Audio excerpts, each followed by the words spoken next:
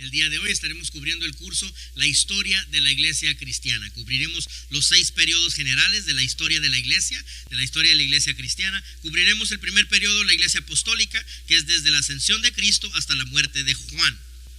Es el año 100 después de Cristo. Después la iglesia perseguida, lo cual se compone desde la muerte de Juan hasta el edicto de Constantino. Después tenemos el tercer periodo, la iglesia imperial, desde el edicto de Constantino hasta la caída de Roma. Y después estaremos cubriendo el cuarto periodo, la iglesia medieval, desde la caída de Roma hasta la caída de Constantinopla. Después estaremos cubriendo la iglesia reformada, desde la caída de Constantinopla hasta el fin de la guerra de los 30 años. Y después estaremos cubriendo el último periodo, la iglesia moderna, que es desde el fin de la guerra de los 30 años hasta la actualidad.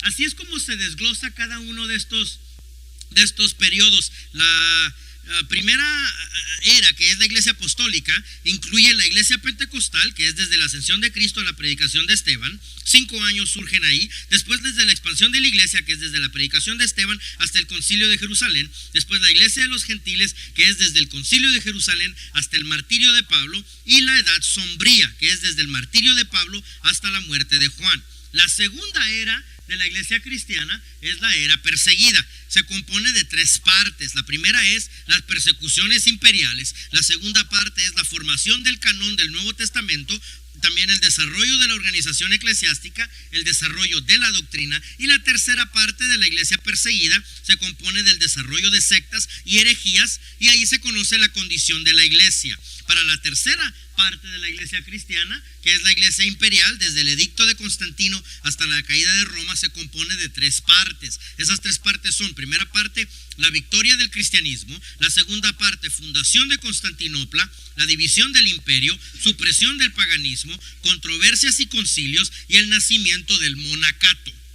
La tercera parte viene siendo el desarrollo del poder de la iglesia de Roma, la caída del imperio romano occidental y los líderes de ese periodo. Nos vamos a la cuarta sección, que es la iglesia medieval, donde vamos a estar un buen rato estudiando sobre la iglesia medieval. Es importante, esa parte se compone de 6 partes. Primera parte, progreso del poder papal; segunda parte, fundación del poder musulmán; tercera parte, el Santo Imperio Romano, separación de las iglesias latina y griega. Eso es muy importante, lo estaremos cubriendo en detalle más adelante. La cuarta parte, las cruzadas; la quinta parte, desarrollo del monacato, el arte y la literatura medieval; la sexta parte, comienzos de la reforma religiosa, caída de Constantinopla, eruditos y líderes. Aquí estaremos viendo que durante la era medieval empezaron ya ciertas reformas dentro de la iglesia, los cuales guían a lo que nosotros conocemos la iglesia reformada. No fue un de repente, no fue algo que sucedió de repente lo de la reforma. Lo de la reforma fue ciertas medidas de mentalidad, de idealismo reformador en contra de la iglesia, lo cual fue surgiendo hasta que llevó a la era de los reformadores. Lo estaremos cubriendo en detalle. La iglesia reformada, entonces, viene siendo la quinta era. Se compone de la primera parte, la reforma en Alemania; la segunda parte, la reforma en otros países, principios de la reforma; y la tercera parte, la contrarreforma, líderes del periodo. Y luego entramos a la iglesia reformada, que ya lo cubrimos. La iglesia moderna se compone de: primera parte, movimiento puritano, avivamiento wesleyano racionalista, movimiento anglo-católico; y la segunda parte, movimiento misionero moderno, líderes del periodo, la iglesia del siglo XX. Estaremos cubriendo ahora entonces la iglesia apostólica, que es la primera era de la iglesia cristiana. Dijimos que la era apostólica se compone desde la ascensión de Cristo hasta la predicación de Esteban, que viene siendo 5 años, de año 30 a año 35. ¿Todos conmigo?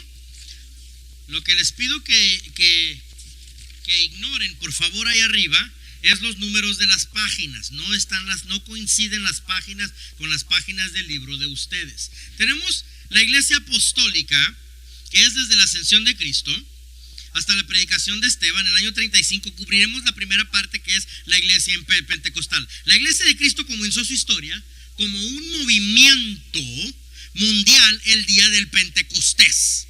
Es cuando la iglesia tiene su inicio.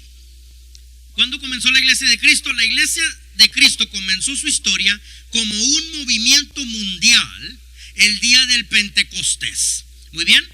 Punto número 2. A finales del año 30, que es 50 días después de la resurrección de Jesús y 10 días después de su ascensión, es donde inicia la iglesia.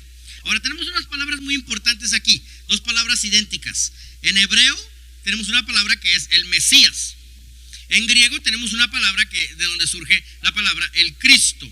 Ambas significan el ungido. Ahora, Jesús aceptó esos nombres de sus seguidores inmediatos, pero lo prohibió en público. ¿Ok? Para prevenir los dilemas que se iban a venir dentro del pueblo gentil. Ahorita vamos a cubrir los dilemas en unos minutitos. Punto número 4. Ahora, durante los 40 días que siguieron a la resurrección, les mandó, antes de que comenzaran a predicar su evangelio, que esperaran el bautismo del Espíritu Santo. Eso es importantísimo, que esperaran el bautismo del Espíritu Santo, lo cual viene siendo la señal de la iglesia compartida con el gentil. Una señal palpable. Es donde inicia la historia de la iglesia. Toda eclesiología, todo concepto de la iglesia, para que la iglesia sea un organismo vivo, tiene que tener su comienzo en relación hacia el gentil. Esta relación surge en el bautismo del Espíritu Santo. Esto les daría un concepto mucho mayor del reino de Dios, que no era un imperio político. El hecho de que fueron bautizados con el Espíritu Santo les hacía ver que el reino que Jesús venía a establecer era un reino espiritual, donde el Señor ascendió, aunque invisible, pero gobernado activamente. ¿Todos conmigo? La sede de la iglesia era el aposento alto, y la iglesia era la iglesia pentecostal. Pentecostal no es una dominación. ¿Okay? Pentecostal significa número 50. ¿Cuántos días después de la resurrección de Jesucristo? Dijimos que 50. Ahora, todos los miembros eran judíos. Ni se imaginaban a un gentil como parte de la iglesia en este entonces. El líder de la iglesia era Simón Pedro. A Pedro se le conocía como el proyectista, el predicador, el obrador de milagros y el defensor de la naciente iglesia. ¿Todos conmigo? Ahora continuamos la iglesia apostólica. La teología era simple en aquel entonces. La teología era súper simple. La doctrina sistemática la viene desarrollando Pablo más tarde. Pero la teología se componía de tres principales y prominentes doctrinas. Son estas doctrinas: el carácter mesiánico de Jesús. La primera y mayor era el carácter mesiánico de Jesús, que Jesús de Nazaret es el Mesías, que reinaba ahora en el reino invisible de los cielos, y que cada miembro de esa iglesia debe mostrar lealtad personal, reverencia y obediencia. Esa era la primera doctrina. La segunda doctrina viene siendo la resurrección de Jesús, que Jesús había sido crucificado, había resucitado de los muertos y ahora vivía. Reinaba como la cabeza de la iglesia para no morir jamás. Esa era la segunda doctrina. La tercera doctrina era la segunda venida de Jesús. Aquel que ascendió a los cielos, a su debido tiempo volverá a la tierra y reinará sobre la iglesia. ¿Ok? Se está cubriendo su eternidad. Que volverá pronto. Aún pensaban que en aquella generación Él regresaría. La arma más fuerte de la iglesia en este entonces era el testimonio de sus propios miembros. Aumentaban en miembros y los predicadores aumentaban también, pero la arma era la misma. En este entonces, durante este periodo, la arma más latente que tenía la iglesia era el testimonio de sus propios miembros. A finales de este periodo surge un eminente predicador. Esteban. Esteban es una gran clave para el establecimiento de la iglesia como nosotros lo conocemos. ¿Ok? La expansión de la iglesia desde la predicación de Esteban, año 35, hasta el concilio de Jerusalén, año 50, solamente 15 años. ¿Debería la iglesia permanecer como una oscura secta o llegar a abrir sus puertas para todo el mundo?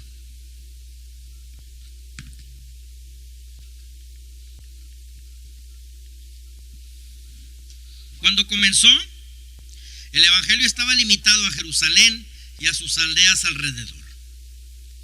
Cuando terminó, la iglesia estaba bien establecida en Siria, en Asia Menor, y comenzaba a extenderse hacia Europa. Estoy en la sección ahí antes de donde dice predominaban los gentiles. La iglesia se expandía y establecía. Cuando la iglesia comenzó a establecerse, que es de año 35 a año 50, el evangelio estaba limitado solamente a Jerusalén y sus aldeas alrededor.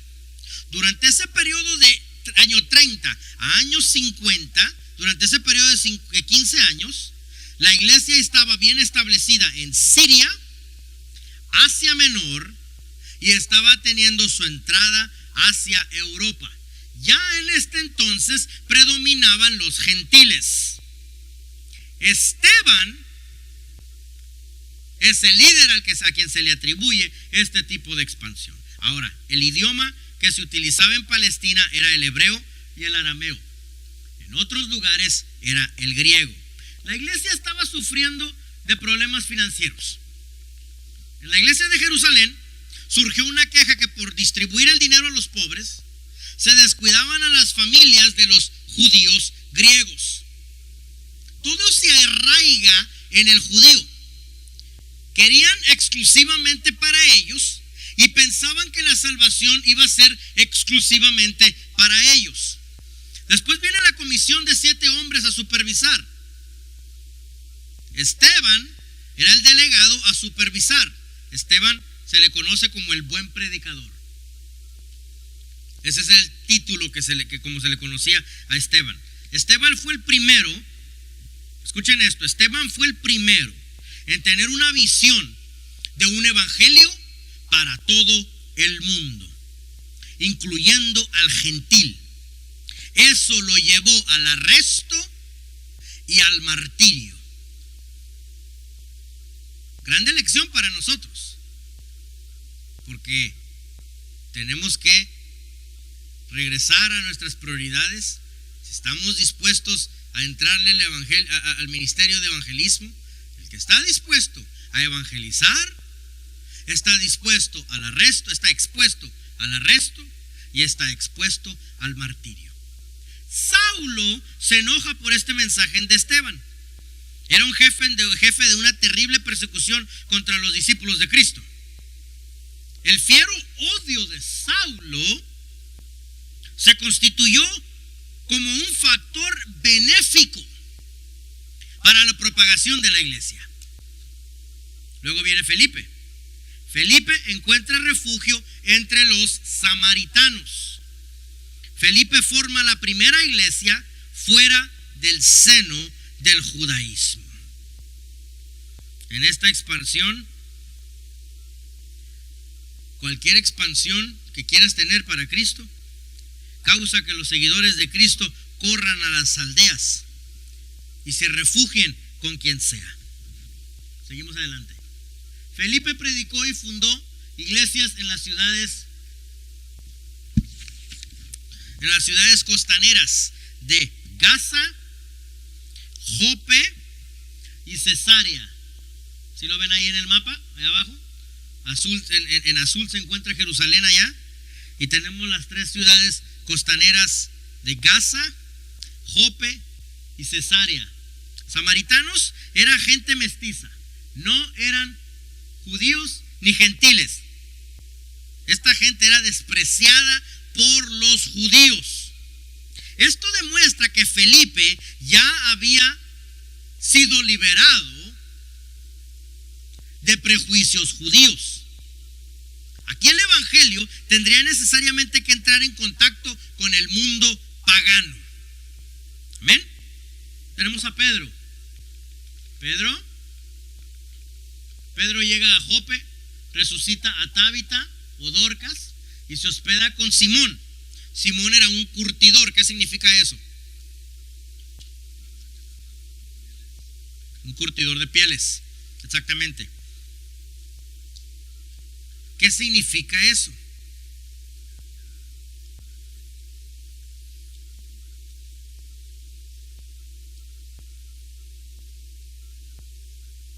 No puede estar en contacto. Eso significa que Pedro, para poder lograr la obra de la evangelización, ¿ok?, tenía que tumbárselo santurrón.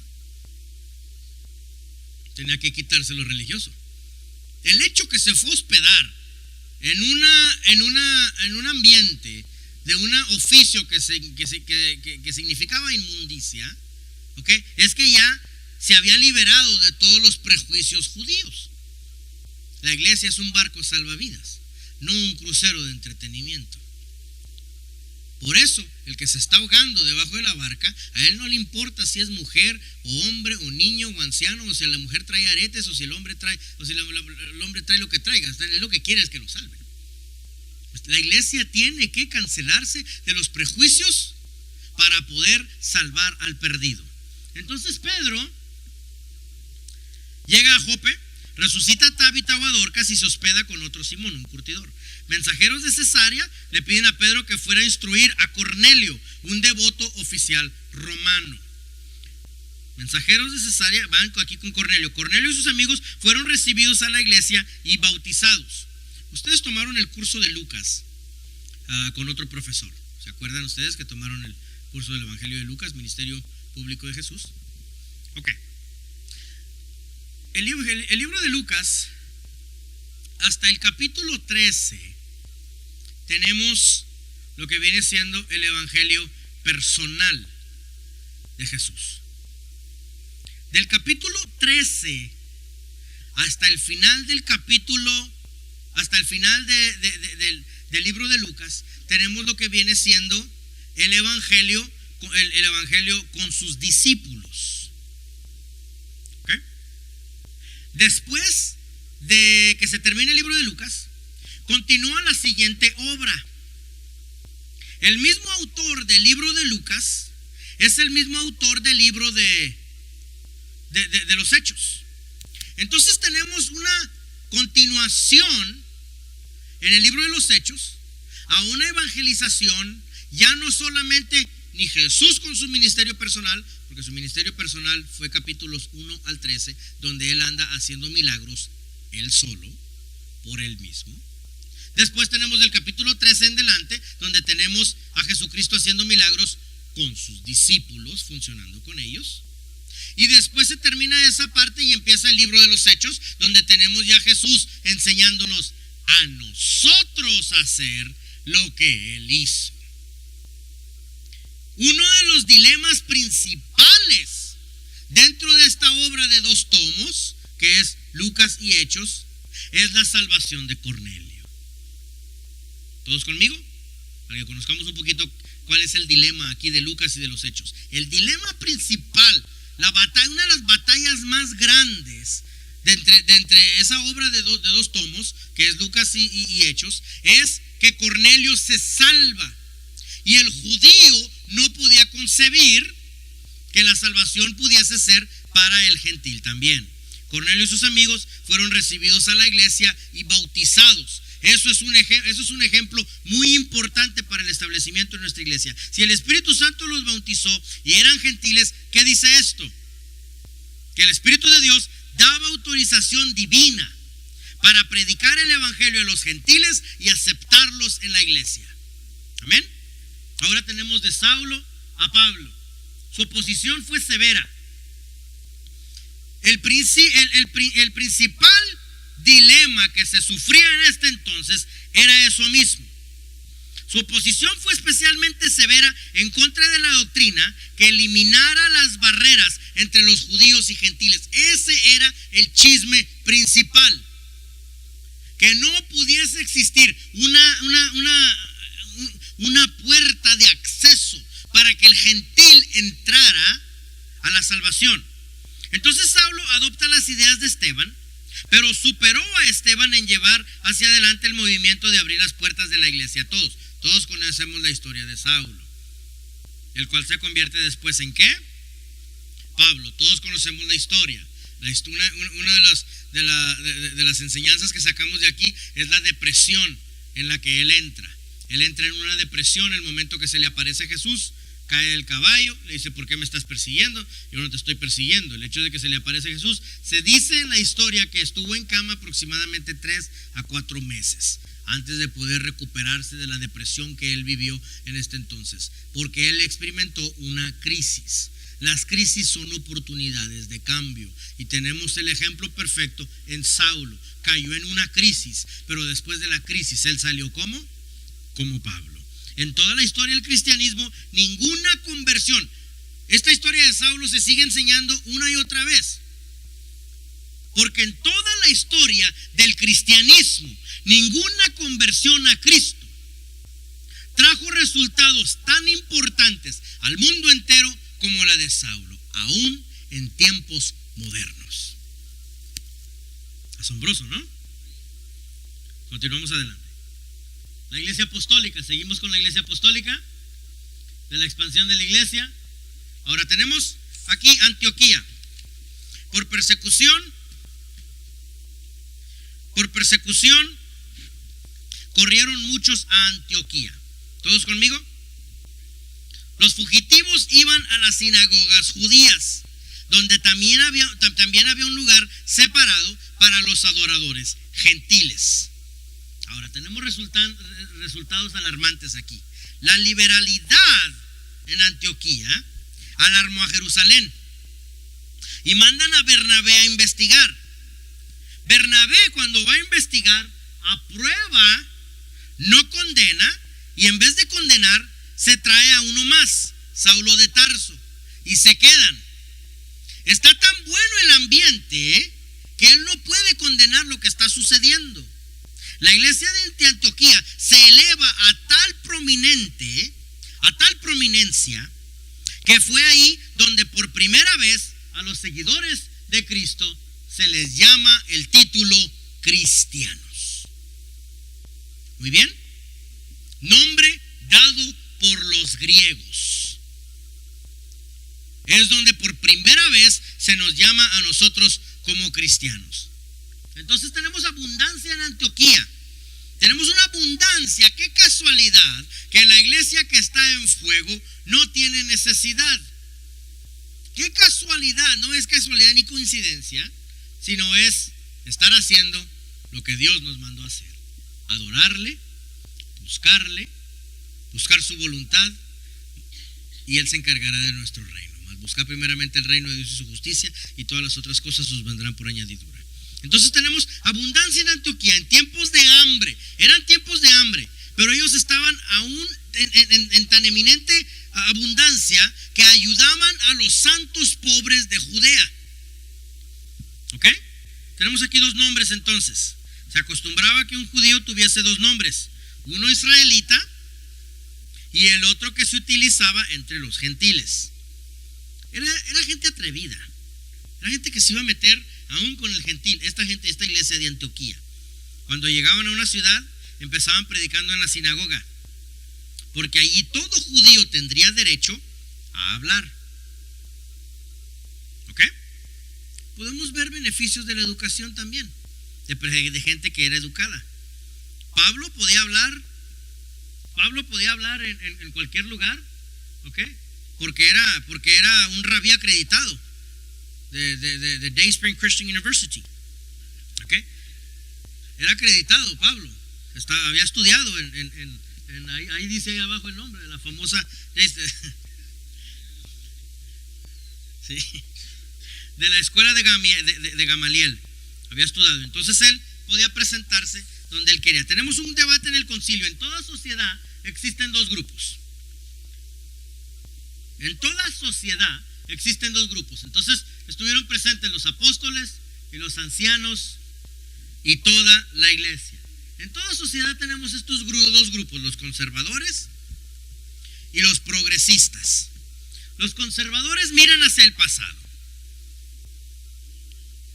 No podía haber salvación fuera de Israel. Los discípulos gentiles debían circuncidarse y se tenía que tener una observación de las reglas judaicas.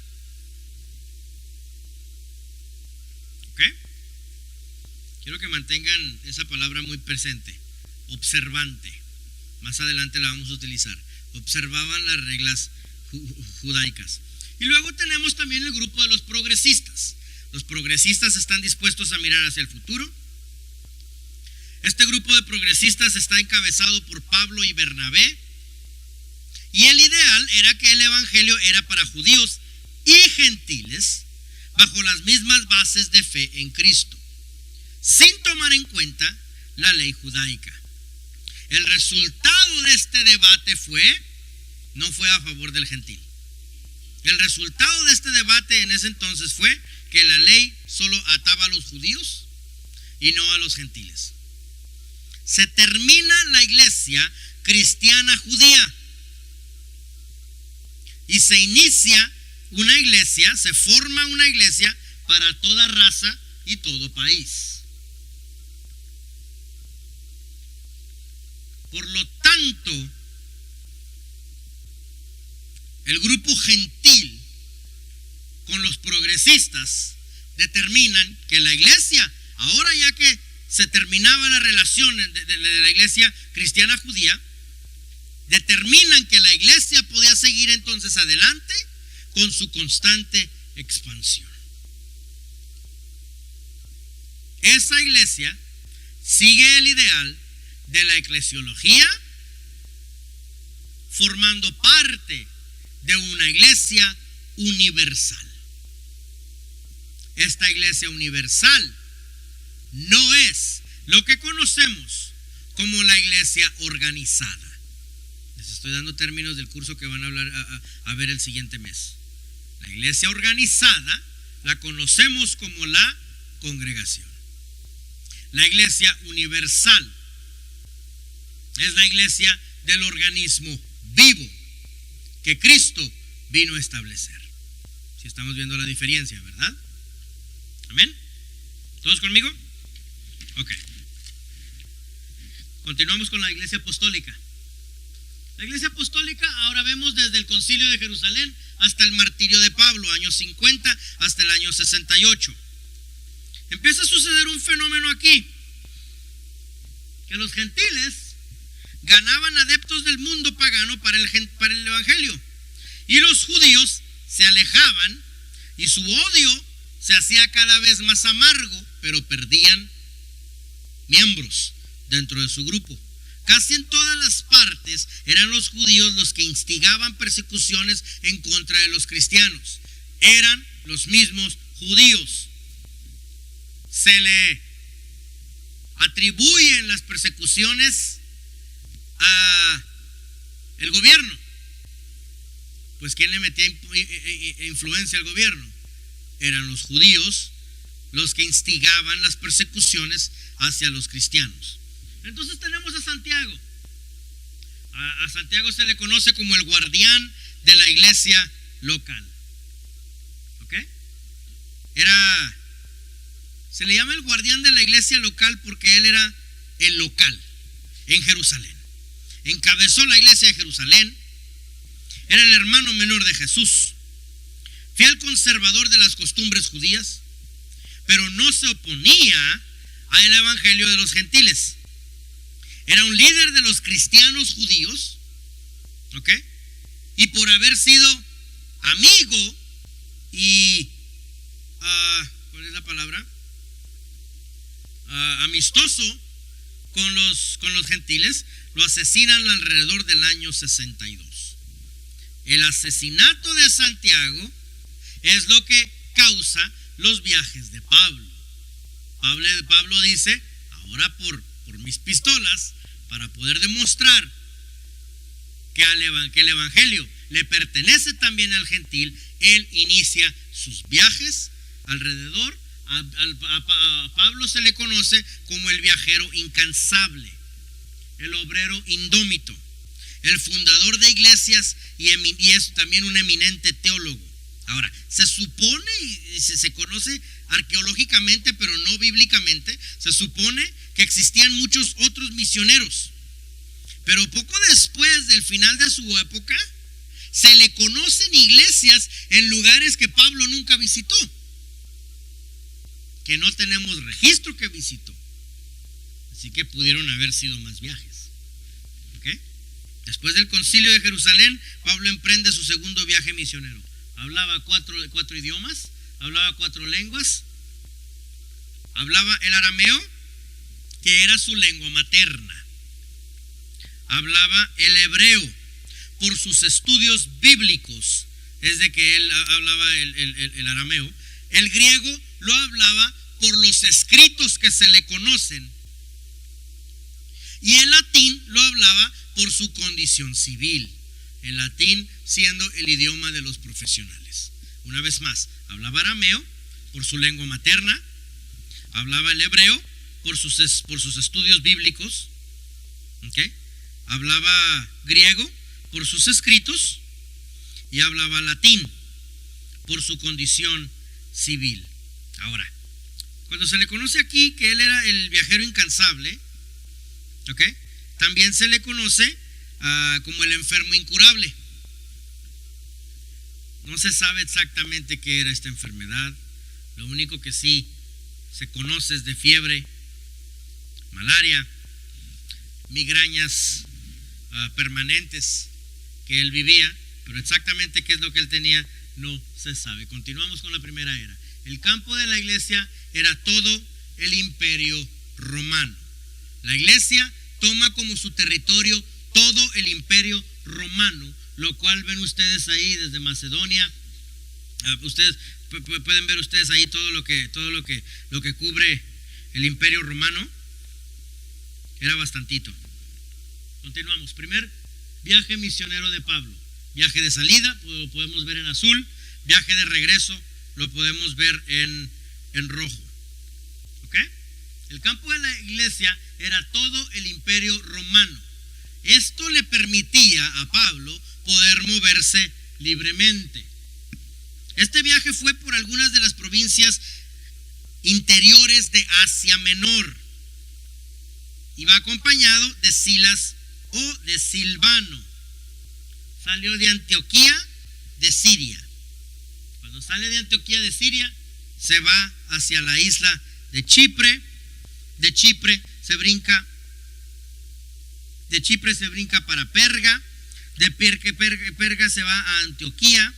Bueno, ustedes pueden ver el recorrido ahí arriba, ¿verdad? Parece que está un pointer en esta cosita, en esta maquinita aquí. Vamos a ver si nos funciona el pointer. Oh, sí.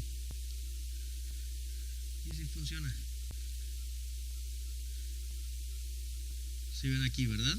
Entonces él sale de Chipre, sale aquí, regresa por acá, y de aquí hace su recorrido de regreso. Ese fue el primer viaje de Pablo. Nos vamos a el otro viaje, segundo viaje misionero de Pablo. Tenemos aquí Timoteo, se le une como su compañero. Visitó por tercera vez las iglesias en el continente fundadas en su primer viaje. ¿Por qué por tercera vez?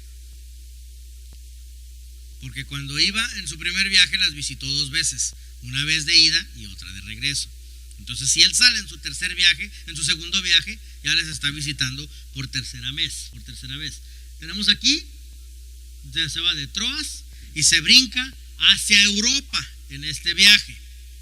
Europa va a ser gran parte de la historia más adelante.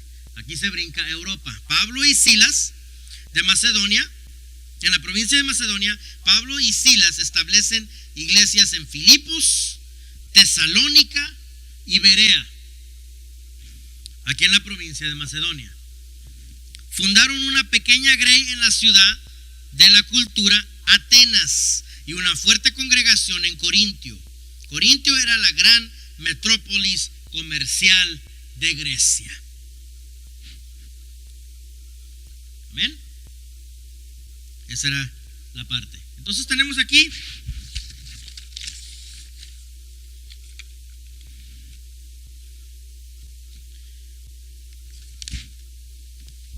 el tercer viaje misionero de Pablo. Pablo pasa por su lugar de nacimiento, Tarso, tarda 2 años en Éfeso, va y visita por cuarta vez las iglesias de su tercer viaje, y luego ya de regreso pasa hacia la costa menor. En este viaje se le une más gente para ayudarle a evangelizar. Ahora quiero explicar un poquito esta frase ya, esta parte ya para terminar con esta iglesia. Partió de Antioquía, pero estaba destinado a terminar arrestado en Jerusalén, en manos del gobierno romano. Después de cruzar la provincia de Frigia, en vez de volver hacia el norte de Troas, fue rumbo al sur, a Éfeso, la metrópolis de Asia Menor. Tarda 2 años ahí. Fue la temporada más larga que residió en el mismo lugar durante sus viajes. Tuvo gran éxito, establece 7 iglesias en Asia. De Éfeso hacia el norte, para Macedonia, visitó los discípulos de Filipo, Tesalónica y Berea, también a los de Grecia. De regreso, para regresar, son las líneas amarillas, por la misma ruta para hacer su visita final en aquellas iglesias. Después navegó a Troas y de ahí pasó por la costa de Asia Menor. En Mileto, que es el puerto de Éfeso, pidió que buscaran los ancianos de la iglesia y les dio un conmovedor discurso de despedida. Pablo está sintiendo algo. Luego viajó a Cesarea y luego de regreso a Jerusalén. ¿Qué pasa en Jerusalén de regreso de este viaje? Mientras Pablo oraba en el templo, un populacho de judíos lo atacan. Los soldados romanos lo rescatan y para su propia seguridad lo llevaron a la fortaleza llamado Antonia. Quedó arrestado por ahí más de 5 años, por poco tiempo en Jerusalén, 3 años en Cesarea y por lo menos 2 en Roma.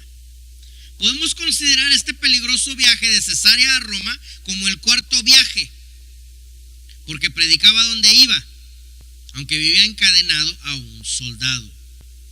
Los resultados: vivió en una casa alquilada por 2 años. Su casa fue la iglesia. Aunque estaba arrestado, muchos encontraron a Cristo, especialmente los soldados que le ponían de guardia, la cual se conocía como la guardia del pretorio. Escribió 4 epístolas Efesios, Filipenses, Colosenses y Filemón, estando arrestado. Lo liberan. Cuando lo liberan, se va a Éfeso, visita la isla de Creta y deja a Tito a cargo de las iglesias. Allí lo vuelven a arrestar otra vez a Roma. En Roma, tan enojado Nerón, que fue el peor de los emperadores de esa época, enciende la ciudad de Roma y culpa a los cristianos.